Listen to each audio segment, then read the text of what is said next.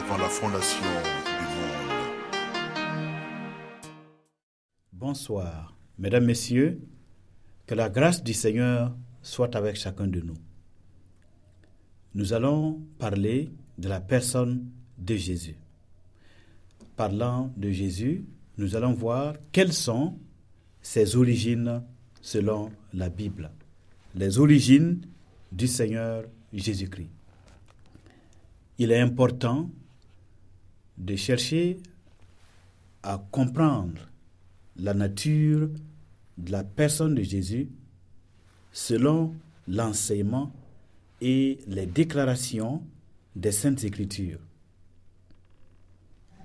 C'est de notre devoir devant Dieu de sonder les Écritures si nous voulons avoir la vie éternelle.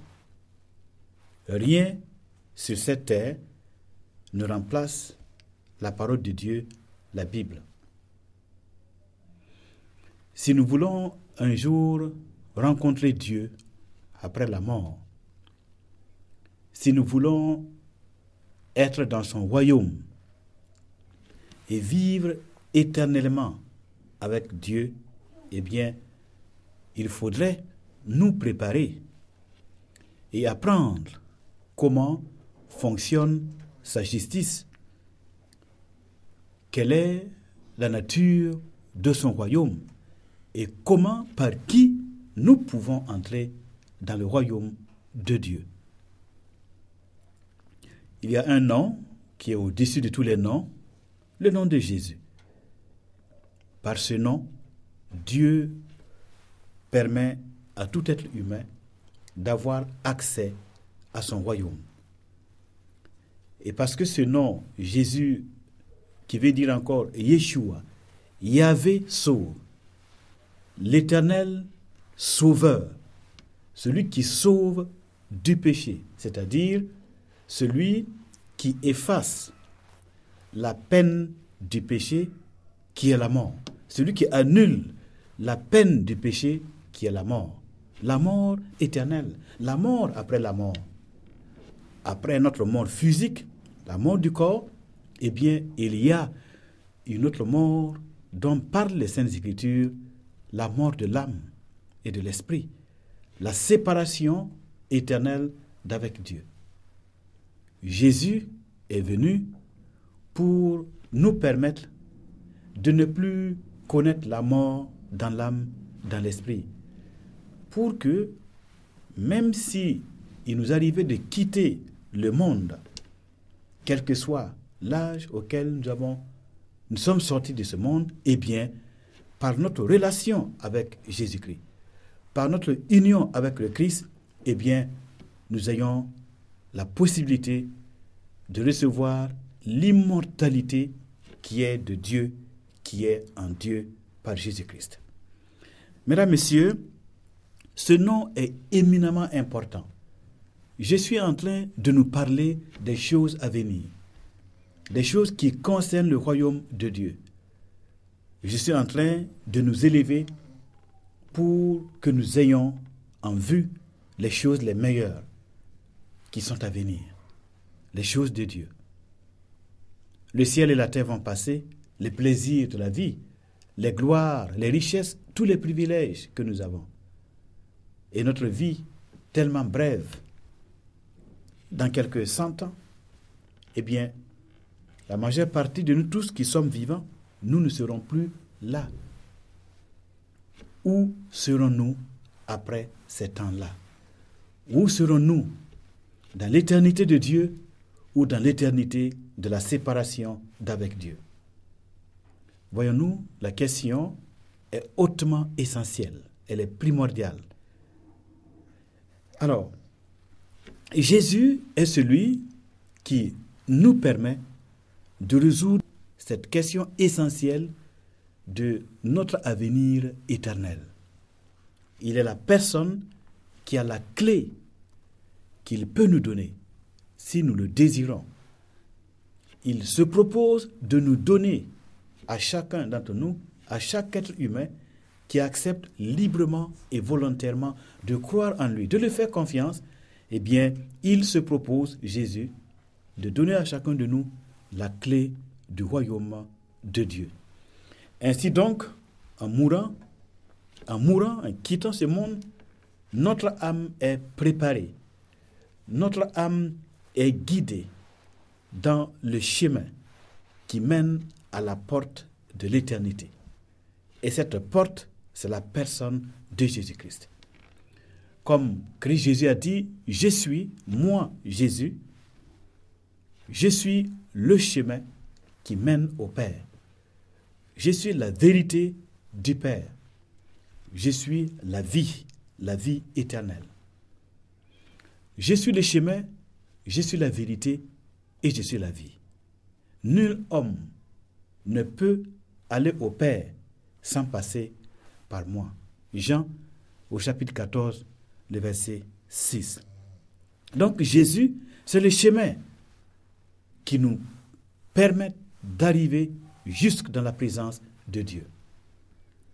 Mesdames, Messieurs, en examinant les origines de la personne de Jésus, ses origines, d'où il vient, eh bien, le prophète Michée, qui a prophétisé, il a annoncé cette prophétie, il a parlé de la part de Dieu, l'Esprit de Dieu est descendu sur lui et lui a rendu capable d'entendre la parole de Dieu et de transmettre la parole de Dieu à ses contemporains. Et au-delà de ses contemporains, eh bien, il a prêché, il a parlé, il a prophétisé 900 ans avant Jésus-Christ. Donc, près de 3000 ans que Michée le prophète a parlé. Et qu'est-ce qu'il a dit 900 ans avant Jésus? Il dit, parlant de cette petite ville de Bethléem, ce petit village de Bethléem, il dit, et toi, Bethléem Ephrata, petite entre les milliers de Juda, la tribu de Juda, de toi sortira pour moi celui qui dominera sur Israël et dont l'origine remonte aux temps anciens, au jour de l'éternité. De toi, Bethléem, sortira pour moi celui dont l'origine remonte, aux temps anciens, au jour de l'éternité. Celui qui est né à Bethléem. Et nous savons qui est né à Bethléem. Nous ne sommes pas aussi ignorants spirituellement, nous ne sommes pas aussi aveugles intellectuellement pour ne pas connaître le personnage historique, le personnage éminemment important qui est né à Bethléem il y a 2000 ans. Eh bien, Jésus est présenté comme celui dont les origines remontent aux temps anciens, au jour même de l'éternité. L'éternité est passée. Alors, dans Jean, verset 2, parlant toujours des origines de Jésus, nous devons repartir dans les origines pour comprendre le personnage et sa mission. Eh bien, là, il est dit, au commencement était la parole. Et la parole était avec Dieu, et la parole était Dieu. Elle était au commencement avec Dieu. Nous avons tenté de parler des origines éternelles. Ces origines remontent au temps de l'éternité. Eh bien, comme Dieu est éternel, Dieu est dans l'éternité, eh bien, il nous est dit que la parole de Dieu, bien sûr, est aussi éternelle que Dieu lui-même l'est. La parole de Dieu est co-éternelle avec le Dieu éternel. Elle était au commencement avec Dieu. Et la parole elle-même, elle était Dieu. Alors, une autre lecture que nous pouvons faire pour nous aider à mieux comprendre la personne de Jésus, sa mission, sa nature et ses œuvres. Eh bien, c'est Jean au chapitre 16, à partir du verset 28. Qu'est-ce qu'il y est écrit? Jésus dit, « Je suis sorti du Père et je suis venu dans le monde. Maintenant, je quitte le monde et je vais au Père. » Jésus parlait ainsi alors qu'il était à quelques heures d'être arrêté et crucifié sur la croix. Là, il s'adresse à ses disciples et il leur dit ces paroles qu'aucun homme, qu'aucun prophète, qu'aucun esprit, qu'aucune puissance ou autorité ne peut prononcer. Personne ne peut dire ce que Jésus a dit. Aucun homme n'a parlé comme il a parlé. Il a dit ceci, je suis sorti du Père. Donc il était dans le Père et il nous dit, je suis sorti du Père et je suis venu dans le monde. Sorti du Père et venu dans le monde. Maintenant, je quitte le monde et je vais au Père. Alors, mesdames, messieurs, parlant des origines de Jésus, nous voyons que il est sorti de Dieu le Père. Il était en lui. Le Saint de Dieu est l'origine de Jésus le Christ. Ça nous paraît incompréhensible, même un peu de la folie, un peu trop exagéré. Et cependant, le Christ crucifié, cet homme, c'est ce qu'il a dit de lui-même. Et parce que tout ce qu'il a dit de lui-même est vrai, Dieu l'a fait sortir du tombeau 3 jours après sa mort. Le Christ est vivant, il est vivant aujourd'hui et éternellement. Alors, dans le même livre de Jean, au chapitre 1, verset 18, l'Écriture déclare « Personne n'a jamais vu Dieu.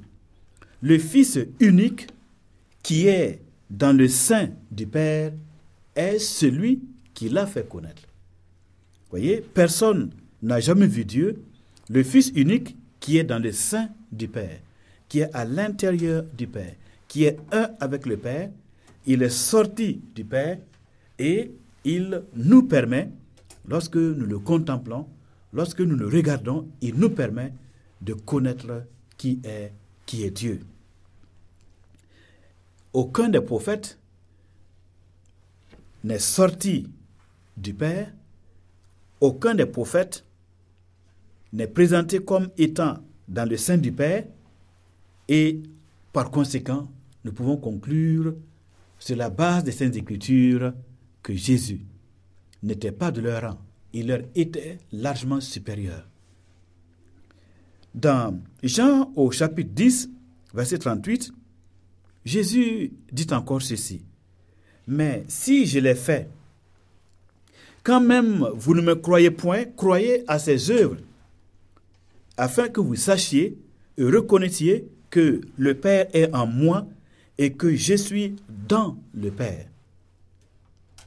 Croyez à ses œuvres, croyez aux miracles que je faisais. Jésus marchait sur les eaux. Jésus chassait les démons. Jésus ressuscitait les morts. Quel miracle n'a-t-il pas eu à faire? Jésus pardonnait les péchés. Il guérissait toute maladie parmi le peuple. Quelle que soit la maladie, il guérissait les malades et il chassait les esprits par sa parole. Et ses œuvres miraculeuses, le fait qu'il ressuscite les morts, le fait qu'il pardonne les péchés, le fait qu'il chasse les mauvais esprits, eh bien, ce sont des œuvres, ce sont des miracles qu'il accomplit et qui témoignent de lui, qui attestent de sa nature, de ses origines, de sa mission, de sa personne. Donc, il dit, croyez à cause de ses œuvres. Nous savons que seul Dieu ressuscite les morts. Eh bien, Jésus aussi a ressuscité les morts. Donc, simplicité de la foi, Jésus est Dieu. Eh bien, seul Dieu pardonne les péchés. Jésus pardonnait les péchés. Donc, Jésus est Dieu. Mesdames, Messieurs, c'est cette simplicité de foi qui permettra à Dieu de nous sauver. Non nos philosophies et nos fausses pensées religieuses qui nous ont contaminés. Alors, nous pouvons dire donc qu'il est éminemment important de comprendre les origines de Jésus. Il y a plein d'hommes et de femmes dans ce monde qui ont beaucoup de connaissances. Ils sont diplômés dans beaucoup de secteurs, dans beaucoup de domaines, mais qui ignorent le personnage le plus important de l'existence, la personne de Jésus. Que c'est dommage. En effet, on peut tout connaître dans le monde. On peut avoir tous les privilèges. On peut avoir la sagesse et la connaissance la plus élevée. Mais rien n'est sagesse devant la révélation du mystère de Dieu dans la personne de Jésus. La nature de Jésus est tellement complexe parce que l'Écriture le présente comme étant homme. Dans certains passages des Saintes Écritures, Jésus, par sa naissance et par le fait qu'il marchait, il mangeait, il priait, il dormait, il se fatiguait, Jésus est bel et bien présenté comme un être humain. Et l'Écriture le présente comme un être humain. Mais comme nous l'avons vu aussi dans nos enseignements, l'Écriture le présente aussi comme étant Dieu, pleinement Dieu.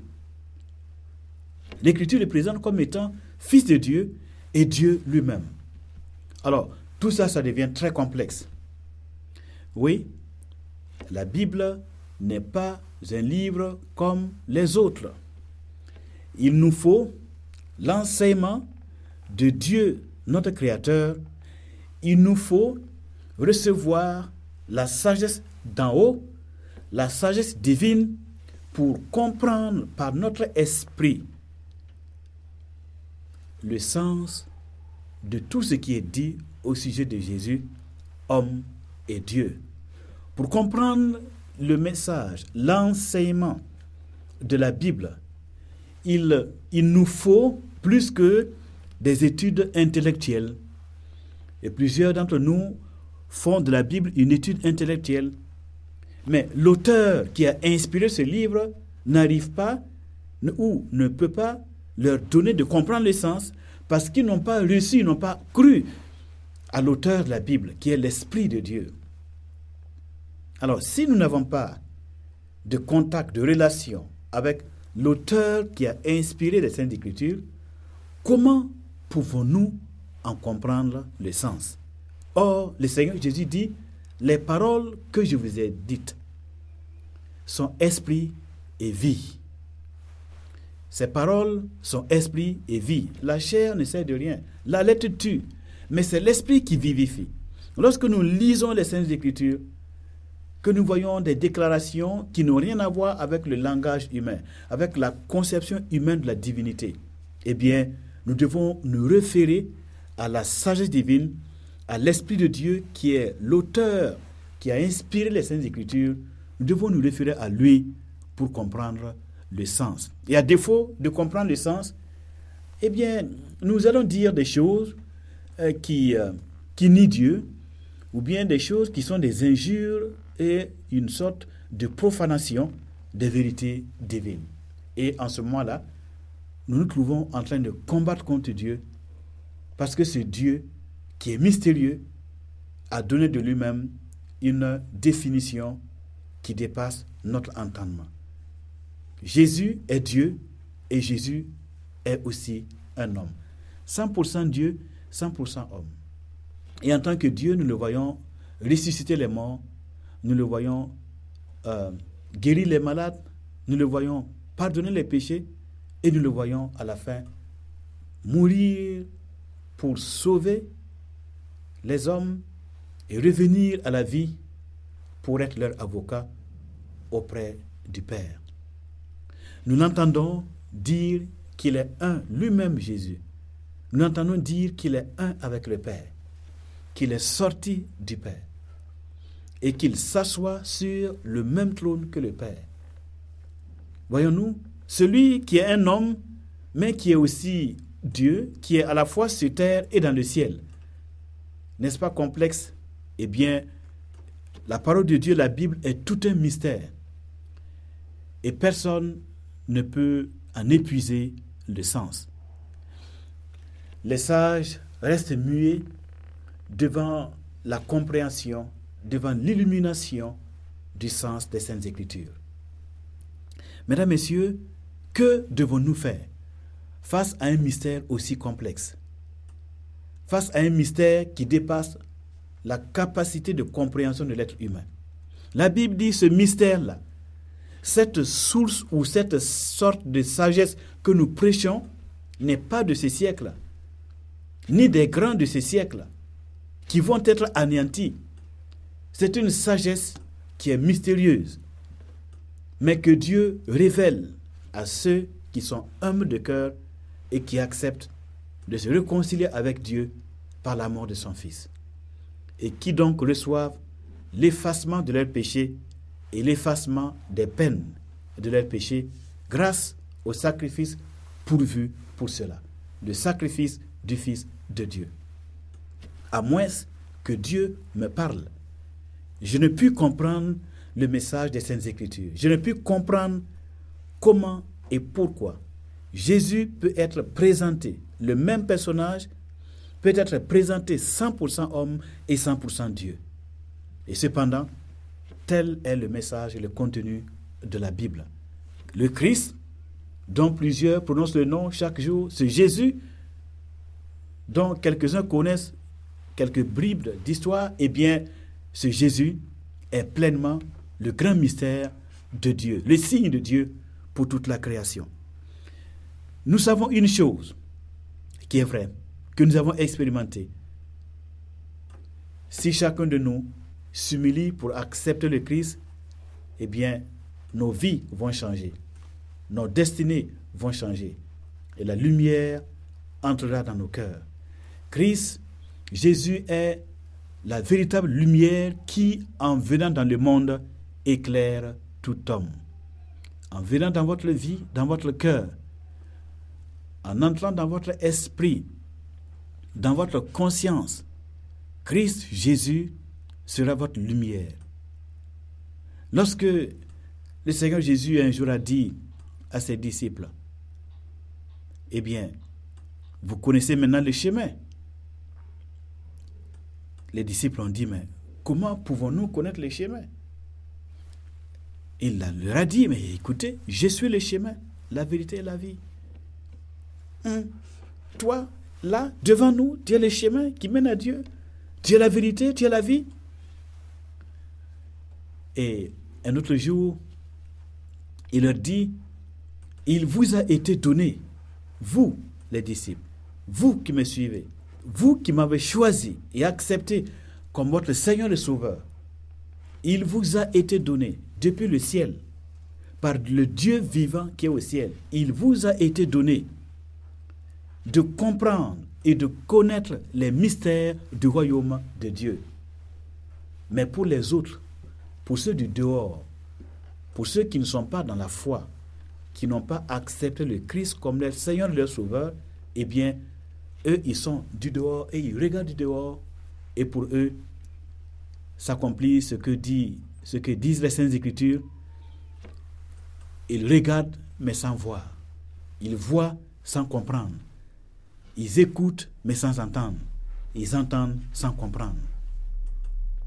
Mais à ceux qui ont accepté le Christ, il leur a été donné de comprendre les mystères du royaume de Dieu. Eh bien, nous lisons nos pensées au travers de ce grand mystère. Allons à Christ, à Jésus, comme la source de toute connaissance, la source de toute richesse. Et nous serons assez enseignés, assez instruits, si nous voulons entrer dans l'éternité avec Dieu, si nous voulons avoir une rencontre avec Dieu, si nous voulons expérimenter la réalité de Dieu, le Créateur, déjà dans notre vie à partir de maintenant. Que la grâce du Seigneur soit avec nous et que le mystère de Dieu qui est le Christ soit donné au plus grand nombre des hommes et des femmes du monde d'aujourd'hui. Que Dieu vous bénisse dans le précieux nom du Seigneur Jésus. L'agneau de Dieu, immolé avant la fondation